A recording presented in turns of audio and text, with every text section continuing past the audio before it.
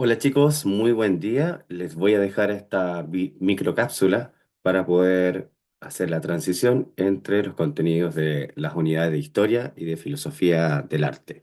Luego de la evaluación uno, es recomendadísimo revisar esta cápsula. Entonces, les voy a compartir la pantalla para que podamos revisar esta transición.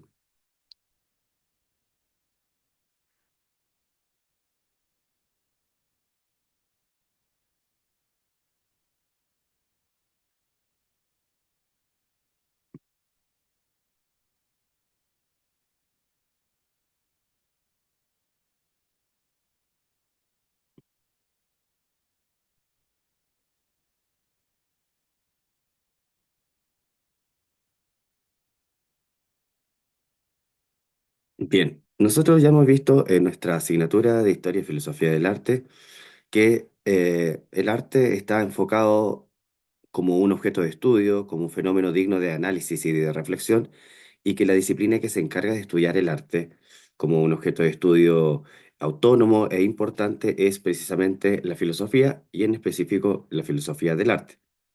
Y ya sabemos que la filosofía tiene que ver con interrogarnos acerca de la realidad, tiene que ver con qué es el pensamiento, qué significa pensar, cuál es el objetivo que tiene el mundo, que tienen los productos de los seres humanos, entre otras cosas que son importantes de señalar, como por ejemplo que el arte resulta ser un problema filosófico también, ya que tiene ciertas interrogantes y no es un fenómeno cerrado con una sola interpretación. Entonces, como es un fenómeno que es digno de debate en cuanto a su objetivo, a su significado, es importante buscar argumentos filosóficos para poder comprenderlo. Bueno, les quería mencionar que cuando los problemas filosóficos son irresolubles, a esos fenómenos se les denominan aporéticos. Aporéticos viene de aporía, que se traduce desde el griego al español como camino sin salida. Sin embargo, no tenemos que ser tan pesimistas porque el arte o una obra de arte, cualquiera sea esta, no necesariamente es aporética, puesto que puede tener una salida interpretativa. Esa es la apuesta principal de esta asignatura. Entonces, podríamos ver al arte más allá de un problema aporético y parece ser que, de acuerdo a los planteamientos de distintos filósofos y filósofas, hemos visto ya que sí podría tener una solución. Hay algunos autores que relacionan el arte con la belleza, relacionan el arte con el concepto del bien, otros con el concepto de tragedia, otros con el concepto de lo sublime. Ya hemos visto a Platón, a Kant y a Nietzsche hablar sobre todas estas asociaciones interpretativas. Estos son los famosos filósofos del arte que hemos revisado en clases. Ahora, como todos sabemos, existe siempre cuando uno investiga una literatura científica o precedente que nos permite dar soporte a nuestras ideas, nos permite dar cierto respaldo. Cuando uno cita a otros autores, podemos también constatar que otros científicos o bien investigadores ya se han interesado en nuestro objeto de estudio. No podemos hablar filosóficamente sobre un fenómeno si no ocupamos una revisión previa de lo que se ha dicho. Entonces, la filosofía, como toda investigación, siempre requiere revisar atentamente lo que dice la literatura precedente. Y esto hago hincapié porque tiene que ver con las evaluaciones, también con los trabajos que llevamos a cabo. Siempre hay que buscar, por ejemplo, en algunas plataformas que son básicas como Google Académico, en la relación que hay entre lo que nosotros tenemos que estudiar y tal o cual supuesto filosófico, autor o doctrina. Ahora bien, la filosofía del arte es una rama de la filosofía, ya sabemos que en la época moderna cambia de nombre y se empieza a denominar estética. La filosofía del arte se empieza a denominar estética. En la época moderna estamos hablando a partir del siglo XVI en adelante, sobre todo a partir de los estudios de un autor que voy a mencionar a continuación. Sin embargo, en esta lámina cabe destacar que a los especialistas en estética se les denomina generalmente estetas, que son generalmente críticos de arte, críticos de literatura, estudiosos de tal o cual especialidad artística, etcétera. Bueno, Nosotros ya hemos visto a través de los trabajos que distintos compañeros de la Universidad Mayor han llevado a cabo que hay distintos filósofos y filósofas que nos dan propuestas respecto a cuál es la naturaleza o esencia del arte. La mayoría de los estudiantes ya han cumplido con aquello y yo les voy a compartir junto a este video el enlace que está acá con esta presentación en PPT, dentro de la cual está nuestro vínculo con los podcasts del 2024 que ya están revisados. Entre paréntesis, si hay alguien cuyo podcast no esté dentro de esta plantilla, me puede escribir al correo institucional.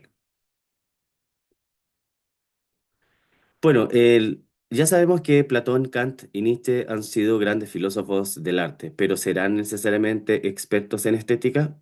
¿Qué es lo que nos dice la literatura? No sé si ya lo habíamos visto, pero es un autor moderno, el padre de la estética, el que introduce por primera vez el concepto. Se llama Alexander Baumgarten. Este autor nació en 1714 en Alemania, filósofo de esa cultura alemana, ¿verdad? Conocido como el padre de la estética moderna debido a sus obras y contribuciones intelectuales. Básicamente estos dos textos, Meditaciones filosóficas sobre Nubilus y Poema Pertinentibus, y también el libro A Estética. Era muy frecuente en aquella época escribir textos en griego o en latín, porque eso le daba un toque más culto formal a las propuestas de los autores. Estamos hablando del siglo XVIII, 1714. Este autor vivió antes que Immanuel Kant, en plena época de la Ilustración. Él estudió en la Universidad de Yale bajo la influencia de dos filósofos especialistas en ciencias y matemáticas, que fueron Christian Wolff y Leibniz. Este último fue quien descubrió el cálculo infinitesimal.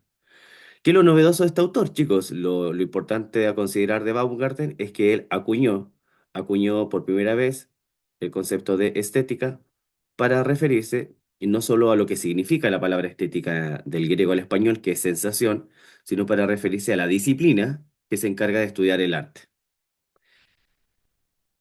Bueno, ¿en qué consiste, además de acuñar el término y de definir esta especialidad, en qué consiste la estética de Baumgarten? Esta estética es un estudio formal sobre todo lo que está relacionado con lo sensible, con nuestros cinco sentidos y con el arte. Según este autor, el arte está muy vinculado con lo sensorial. Hay que estudiar nuestros aparatos sensoriales para comprender también las obras artísticas, y este tipo de estudio que está muy vinculado con lo científico, hoy en día podríamos decir con lo neurocientífico, lo neurológico, según Baumgarten, debe estar separado siempre de la lógica y del razonamiento abstracto. Entonces, él define la estética como la ciencia del conocimiento sensible, es decir, que vincula percepción y experiencia del arte. Bueno, entonces este autor dice que no hay que llegar y hablar sobre el arte y la belleza, sino que hay que darlo con fundamentos basados en estudios sobre lo sensorial. ¿Qué sería clave en esta perspectiva?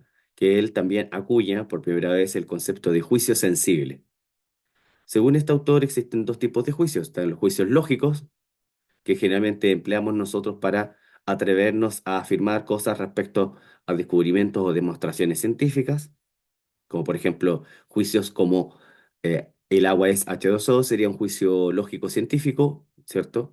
En cambio, cuando alguien dice esta obra de arte es sublime, está haciendo otro tipo de juicio, no lógico científico, sino un juicio vinculado con lo sensorial, un juicio estético, es decir, un juicio sensible. Entonces, este autor fue el primero en hablar de juicios estéticos, y eso es importante recalcar. Él propone que el arte es un medio para expresar ideas de manera sensible, o sea, no solo el artista, a través del arte expone o manifiesta un juicio estético, sino que también el espectador del arte, a la hora de contemplar esta obra, desarrolla también su propio juicio estético. Bueno, según este autor, mientras más claridad sensorial esté involucrada la obra, mayor perfección estética está relacionada a ella. ¿Cuál es el impacto de Baumgarten en la actualidad? El impacto está vinculado con que él senta las bases para el desarrollo de la estética como disciplina moderna, separada de la lógica y de la epistemología. Él influyó bastante en un filósofo que nosotros hemos hablado en clases, que se llama Immanuel Kant. Acuérdense que Kant escribió un libro llamado La crítica del juicio. Kant vivió en el siglo XIX, a mediados. Baumgarten, en cambio, en el siglo XVIII. Bueno, Kant define las ideas de estéticas en base a la distinción siempre entre, ¿se acuerdan?, lo bello y lo sublime. Y eso estuvo obviamente influenciado por Baumgarten. Otro autor posterior a Kant también está influenciado por Baumgarten, Gottfried Hegel, que es un autor que habla bastante de la estética y de la ciencia del espíritu. Ahora también estos autores no solo tienen un impacto moderno, que llega hasta 1900, sino que posterior a 1900, posterior a la muerte de Nietzsche, que fue en 1900 precisamente, la época contemporánea, también hay influencia de Baumgarten en ella. Por ejemplo, la estética todavía sigue siendo una disciplina autónoma y central de la filosofía y la crítica cultural, y también el enfoque de la experiencia sensible vinculado con la emoción es fundamental en la teoría del arte contemporáneo. Es decir, todo lo que sabemos sobre arte, sensibilidad y emoción como cosas estéticas está basado en las reflexiones de Baumgarten. Su idea de que el arte comunica de manera no racional es clave hoy en día para hablar de teoría del arte moderno o postmoderno. Bien, eso en cuanto a la transición, estimados y estimadas, entre la unidad uno y la unidad 2.